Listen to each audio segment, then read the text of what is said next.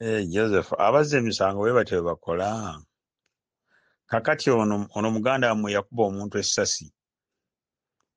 Bwe mwalimba ne mulimba mumututte mu kkomera. Yamukuba essasi n'amutta awe Lugogo. Yamukubira awe Lugogo n'amutta. Ye nga temwamukwata bwe mutyo. Musango ki ogukubya omuntu okutuuka ku ekyo kyonna? Olw'amateeka gali luddawa? Yosefu, ebintu bino bye mwogera bijja kubaddira. Ebintu bino bye mwogera bijja kubaddira. Ate gwe oyinza okuba tewaliiwo naye waliwo. Omuzannyo gujja kukyuka olunaku lumu, my friend. Kankunyumizeeyo story eri emu. Oyita Ojjoko yaboggolanga n'ennyindo n'ennyenje ne ziyiika. Kati nga bw'olaba Jeno wammwe oyo gwe muwaana. Oyita Ojjoko mu 1982 yagamba Milton Obote n'amugamba nti gwe nze nkutadde mu buyinza era nga bw'olaba oyo omwana gwe muwaana nze nkukwatiridde. N'amugamba Coffee Marketing Board yange nze ntunde emmwanyi za Uganda ng'era kati bwe mukola, nze nditamiringa price, nze nsasulwa, nze nja okuwanga ku gavumenti. N'abeera nga yali chairman wa Coffee Marketing Board, David Oyita Ojjoko. Ng'ensimbi gy'alina, nze nali musambi wa mupiira. Naye ng'abasambi b'omupiira aba Coffee Marketing Board tebatumanyi kuba nze nasambiranga Bank of Uganda.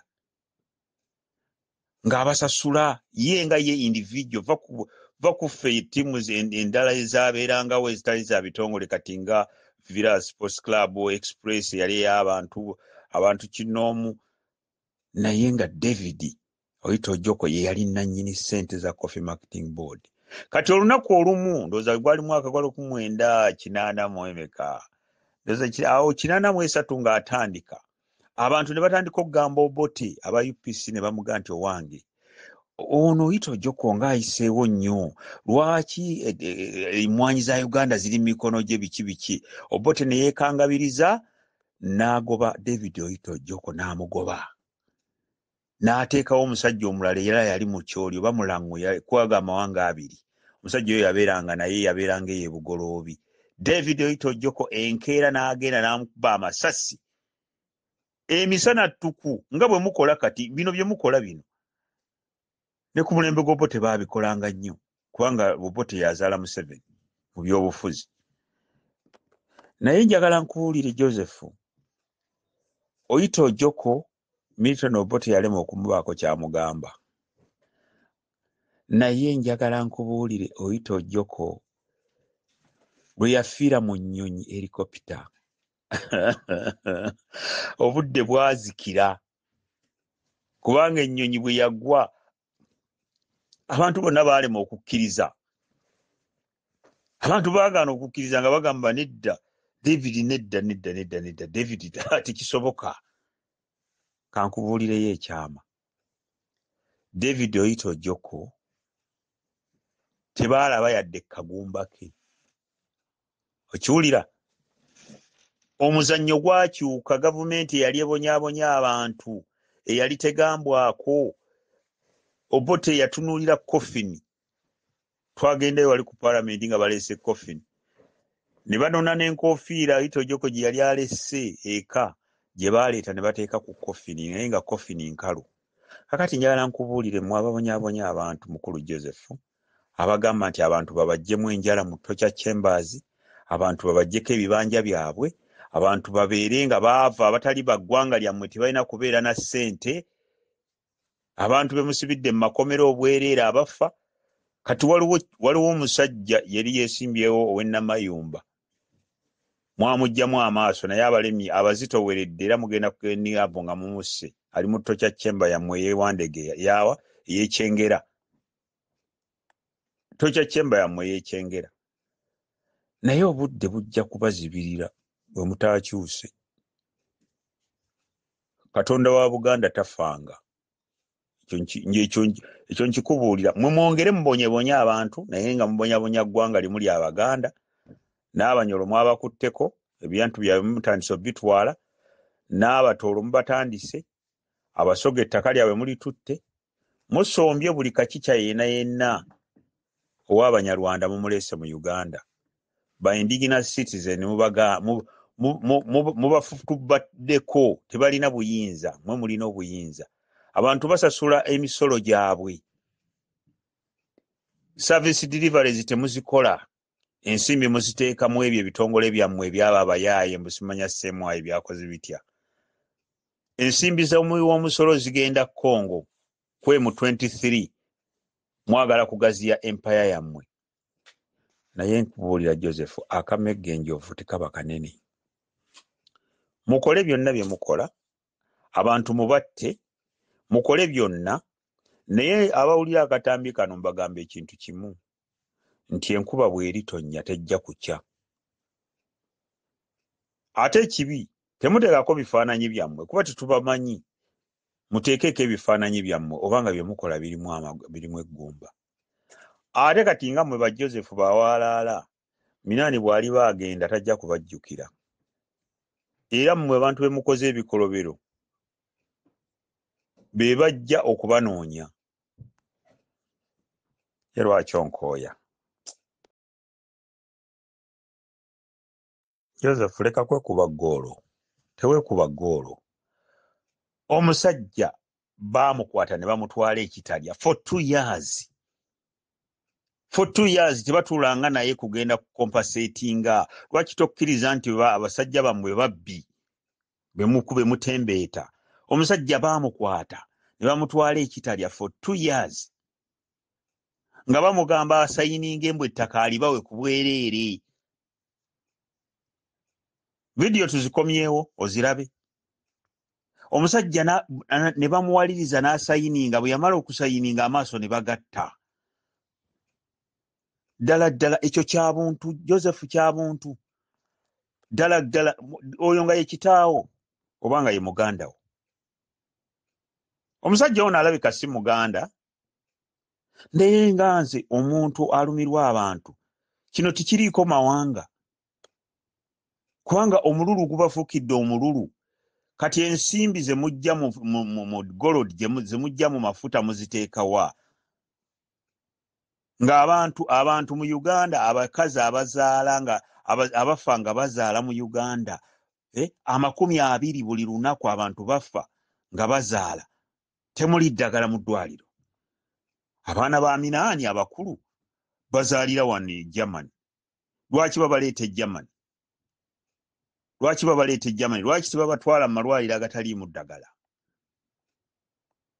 n'otunuulira amasomero ga gavumenti nga bagaseresezza ssubi essomero lirino baalireeta wano jjuuzi lya budongo ne likuba abaana n'oddira abaana amasomero ga gavumenti ne muleeta boodi blackboard ne mugiziziko omuti ne mutandika okusomesa ng'ate ewammwe waliwo essomero wano Besigye yakyogera waliwo essomero eriri ku kyalo Museveni gy'agamba mbu yeewaabwe naye nga si yeewaabwe yeyeggama enkuba okuviira ddala mu Nassale paka University waliwo essomero ng'abasomera ku ssente za mwe wa musolo gw'olaba ekyo kijja abantu ne mubafuga ne mufuuka nga mubafuga ng'abafuga ebisolo ttima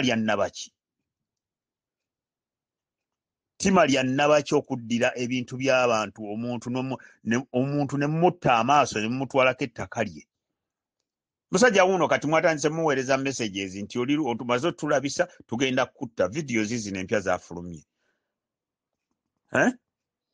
Joseph weeteeke mu bigere by'Abannayuganda abali mu kubonaabona be batulugunya essaawa zino mu makomera ekitalya waliyo abantu ekigo eruzira waliyo abantu ng'ekibasibya bintu byabwe bye beekolera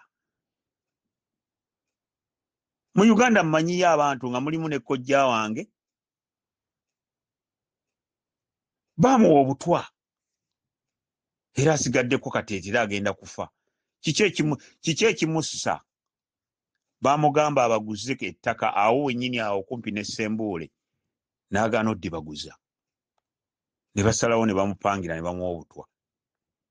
Ku ssaawa eno gye twogererako bataddewo amagye mbu ge gakuuma. Amagye gakuuma ani ku ttaka ly'oli? Joseph kkiriza gaana.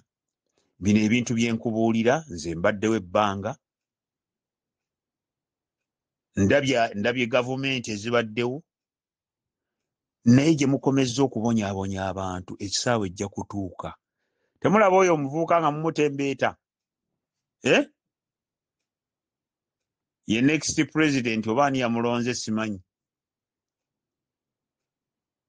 Temulaba nga kati Muhoozi nga temunnaba kumuleeta kuwa president, musooke mumubuuze. Mumuuze Muhoozi kubanga ye yaduumira abaana abantu abatugumbula battalion SFC yatugumbula abaana baffe bamaama baffe bataata baffe eyatugumbula abantu wano ku Masiro nga mugokyezza abaali beekalakaasa. Genda e Kaseese oyogereyo erinnya lya Muhoozi oba linaatunda. Lwaki temulipentinga? Why don't you say we have done, we have killed and killed and killed. Let us repent. Naye mukyayongera maaso n'okutta, mukyayongera maaso n'okutulugunya, mukyayongera okwekubira mmwe bana abali ku national media mukubira kati omuntu wuuyo ogambye nti asaanidde akubwe bw'atyo kubanga azizza omusango. Musango kigwazizza nga mmwe abatta abantu lwaki tebabakwata bwe batyo? This is bad.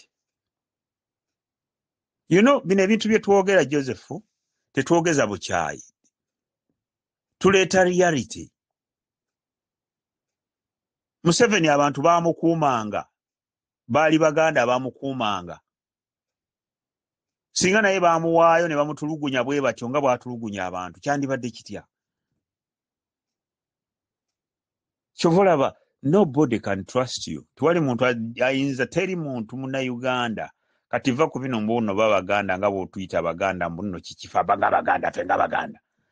Teri muntu ayinza kuddamu ku trustinga bantu mmwe. Tewali ajja kuddamu kuba trustinga. Mujja kubba obululu mubbe, mweteeke mu buyinza, mukole ki, naye game changer egenda kubeera egi. Olinkubira essimu n'ombuulira. Tuli wano mu Bungereza wano we tubeere waffe. Abazungu bakoze oyo musajja bba wa Queen ayitibwa Philip yakola ebikolobero tobirabanga. Ebikolobero bye yakola tibimanyiddwa na muwendo. Naye yagenda okufa ng'alinga ekizike, ng'alinga kizombi. Laba kati famire endowooza ogiraba eguddemu nnabe. Eguddemu nnabe. Kabaka Charles kansa amukutte, mukamwana kansa amukutte.